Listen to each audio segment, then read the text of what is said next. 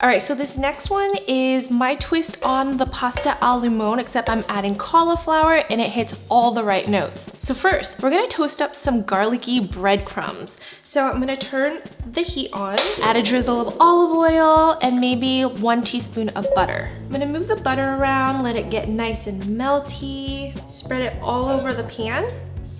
And then I'm gonna add 1 clove of minced garlic, saute it for like a second until it gets nice and fragrant.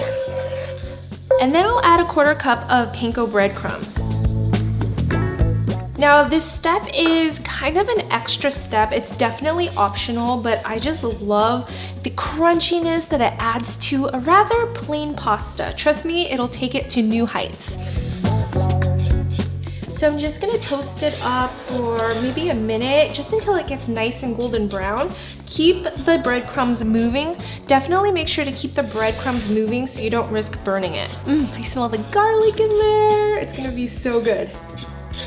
Now, if you guys are wondering what panko breadcrumbs are, they're just like a lighter Japanese breadcrumb that's like really airy, and it almost tastes like tempura bits. And you can definitely find panko breadcrumbs at any grocery stores nowadays.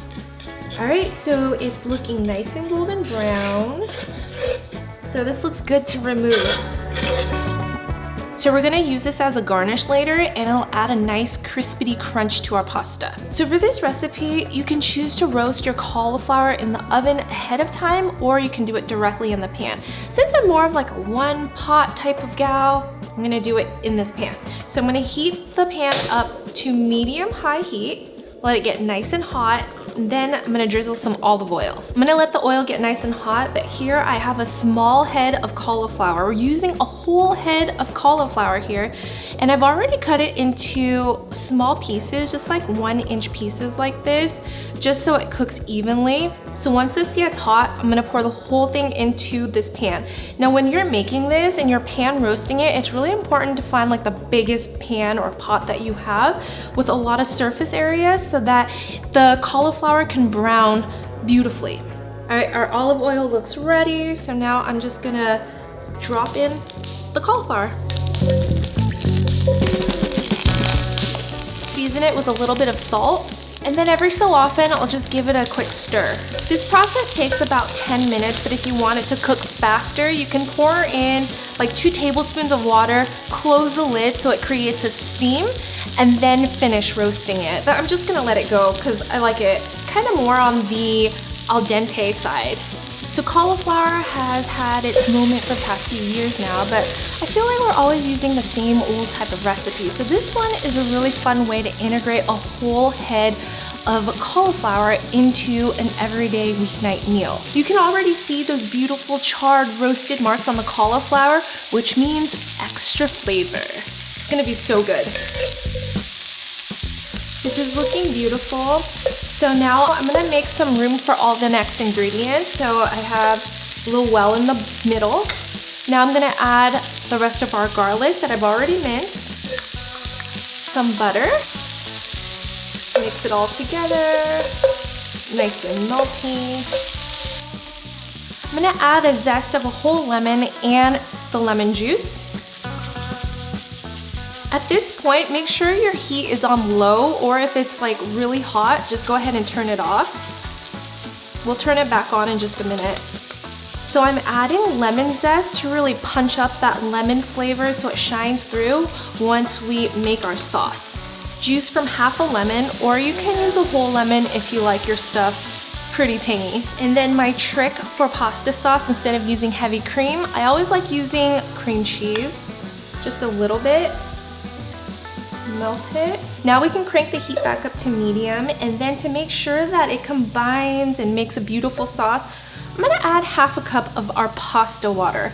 I've already cooked our pasta ahead of time and reserved a cup, but I'm only gonna use half a cup right now. The pasta water is nice and starchy, so it'll cling to the pasta when we add it. Now our pasta, I'm using gemelli pasta here, which is like a corkscrew pasta. It was dried, I just cooked it up to the package's direction. Actually, I have to say this is my favorite shape of pasta. Just go ahead and pour it directly in. And now some Parmesan cheese, just sprinkle it right on top. And as the pasta and the pasta water heats up, just go ahead and give it a good mix. You can see the cream cheese water is clinging to the pasta, coating it with the Parmesan cheese. It's like a very light, creamy, lemony, refreshing sauce. If you think you want a little bit more sauce, you can go ahead and add the pasta water back in, like a little bit more, just a tiny little drizzle. This way it just loosens everything up.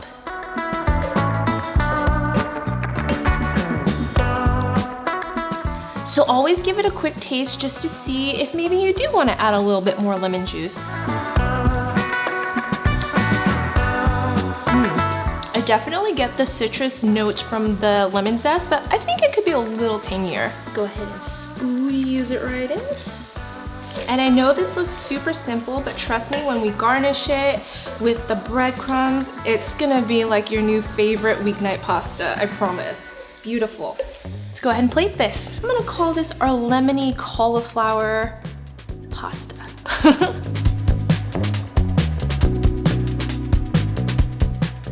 So now we add our breadcrumbs just right on top. It's almost as if you made like a baked pasta.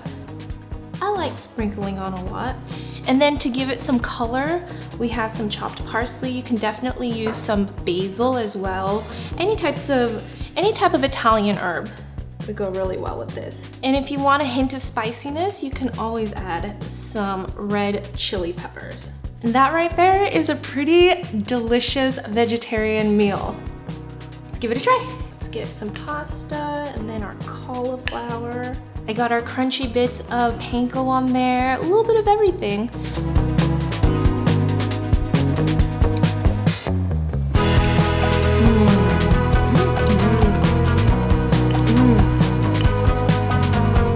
That's delicious. This is a perfect example of how you could take a classic, lighten it up, make it healthier for whatever you're trying to achieve for the new year.